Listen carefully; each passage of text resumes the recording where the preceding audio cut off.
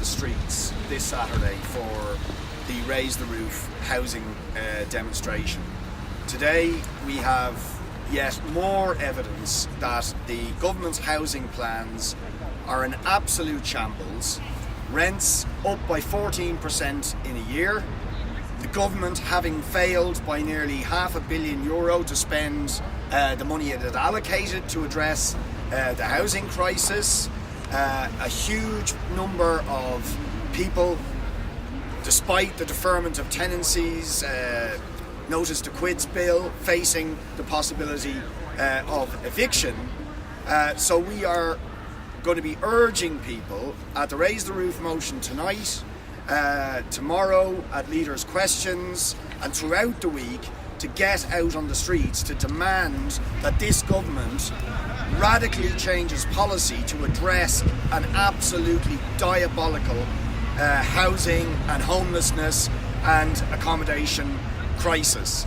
I mean, there are so many different aspects to the government's failure on this housing disaster that we are facing. It's difficult to count them, but we now have the rents going up to over €2,200 on average in Dublin, €2,400 in South Dublin. That means a whole generation of young and working people on average and below average incomes have no chance at all of being able to afford the rents out there, or have even the remotest chance of being able to buy a house at the house prices, if they could even find places to rent or to buy. The underspend of €500 million, or nearly €500 million, in money that was allocated to address the housing crisis is an absolute disgrace. But even at this late stage, we are saying that money should be used to purchase property, to prevent people being made homeless, and to expand the stock of public and affordable housing. There is absolutely no point in apartments or houses being completed that nobody can afford. So the government should step in, prevent people being made homeless, and buy up more of that stock to make available public and affordable housing that people can actually afford. I want to just signal that tomorrow People Before Profit will be raising the issues facing people in Tanney House and St Helens Court and Rathmines Road, and other people who are facing imminent eviction by vulture funds or by landlords. Numbers of those people will be coming into the Dáil chamber tomorrow, and we are going to ask Micheál Martin directly, facing the people who are threatened with the likelihood of eviction, what are you going to do for these people?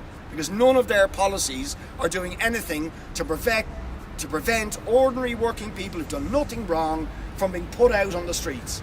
And we have dozens and dozens and dozens of people who are absolutely terrified. Workers, people with children, families, facing the prospect of eviction because this government has failed abysmally to deal with the housing crisis.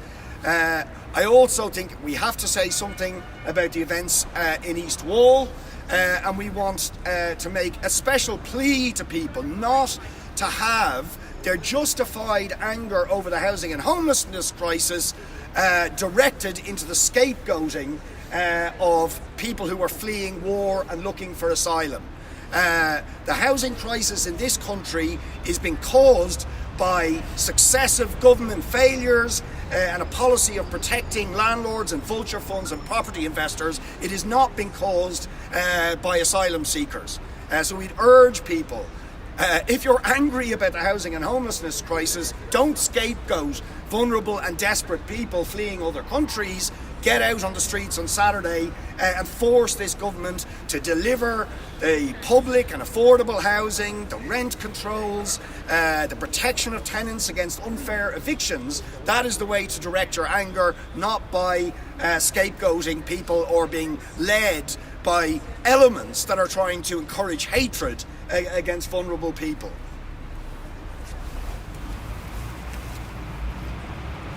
Morning, everybody. I just want to address some of the comments that the Tánaiste made over the weekend in relation to the delayed special committee on assisted dying.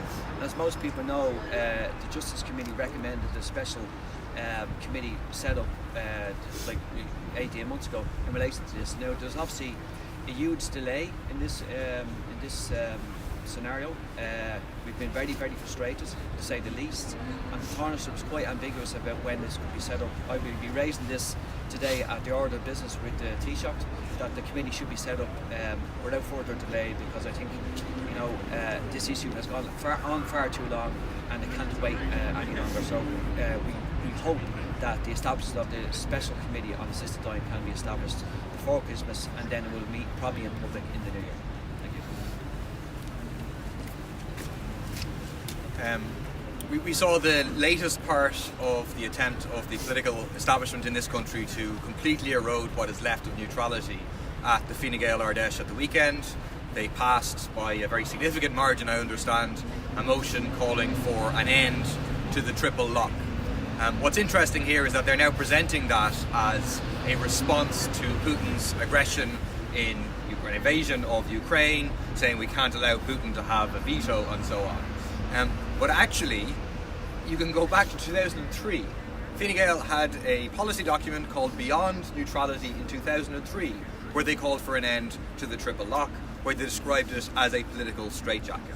This is just more proof that for the government, for Fine Gael, for Fianna Fáil in particular, they are using, in a very cynical way, Putin's invasion of Ukraine to try to get rid of that political straitjacket and to free them up to involve Ireland in all sorts of military adventures led by those who they would like us to ally with in NATO, in the process of EU militarization, and in the US. You only have to look at their participation in the so-called Ukraine Contact Defense Group, the fact that they have attended now 3 meetings at NATO headquarters of this body that is described by the US Secretary of Defense as a NATO alliance, to see what they want to do. So we'll be putting questions to, I understand Eamon Ryan has said he's in defence of the triple lock. We'll be putting questions to Micheál Martin as to whether he agrees with his Fine Gael partners about eroding the triple lock and eroding neutrality. Just a word also on the issue of apartment and duplex defects, because there was a major public conference at the weekend where over 150 people who were affected by this issue came together to launch a campaign, and that should leave the government in no doubt that if they bring forward a scheme that is anything less than 100% redress, full inclusion of those who have already paid, and going after the builders who are responsible, that will simply not be acceptable. And the government will be back in a situation like Micah of being under massive pressure from below to improve a scheme. So there's a protest being called by the residents on the last Wednesday of the Dáil, Wednesday the 14th of December, to say, where's our redress? You keep saying that we're going to have it by the end, that the Minister for Housing will bring a plan to government by the end of the year, and to demand that that promise is fulfilled with 100% redress. Richard, just you touched on the issue in East Wall. You kind of referenced elements there. Are you worried that the issue has been hijacked by the far right? And then, Gino, when your assisted dying bill was kind of pushed out by the government, it seemed to be done in good faith. You've been waiting 18 months for this committee to be established. Do you think the government's gone back on what it indicated at the time? Yeah, I think there are elements out there who are trying to misdirect what is legitimate anger about the housing and homelessness and accommodation crisis, but to scapegoat asylum seekers, when actually that anger and that energy should be directed at a government that has failed abysmally to deliver the desperately needed public and affordable housing and protection for tenants and rent controls that we need to actually address the housing and homelessness crisis. And I would urge the good people of East Wall not to be led astray by elements that will lead them down a dangerous cul-de-sac, but rather to understand that people power, that solidarity and unity on the streets this Saturday with the Raise the Roof demonstration to put pressure on the government to seriously address this housing and homelessness crisis is the way forward. And not to be driven down a dangerous cul-de-sac that won't deliver any extra housing. We need to force the government to deliver public and affordable housing, protect tenants from unfair rents and unfair evictions. That is how we will address that crisis, not by scapegoating vulnerable and desperate people. Yeah, Paul, obviously it's 2 years since the Dáil voted by a majority, by 81 votes to 71 to progress the bill. The Justice Committee largely done nothing with the bill. And after 9 months, with a lot of frustration, they said that they would recommend that a special committee should be set up. That was in June 21. It's 17 months ago since then, and nothing has happened. So it's extremely frustrating to say the least. And I think we need to have a national conversation in relation to this issue. There's no impediment now by the government not to set up the committee, because obviously they said that the surrogacy committee would have to go first.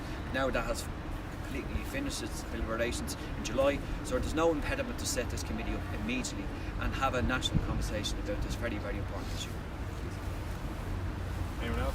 If any of you want to take a question about energy prices and the news this morning about the price cap on solar and wind, and whether you think it would make much of a difference? Yeah, I have to look into the detail of that. As far as I can understand, what they're saying is there will be a cap on profits, and so profits above a certain amount made by non-gas suppliers, generators of electricity, will be effectively taxed. It seems to me at first sight certainly that's a problematic way of doing it, because effectively you're saying you can continue to make so much profit up to this level, and it will encourage all sorts of accounting chicanery to keep the profits below that level for this year, but perhaps the profits will appear next year. Like, the much better, much simpler way to do it is to simply have a windfall tax, so an extra corporation tax on profits, so that all of the extra profits that are being made are captured and then can be used, because the profits being made by the non-gas generators of electricity are absolutely obscene at this stage. Anyone else? Great, thank you. Thanks, guys. Thank you.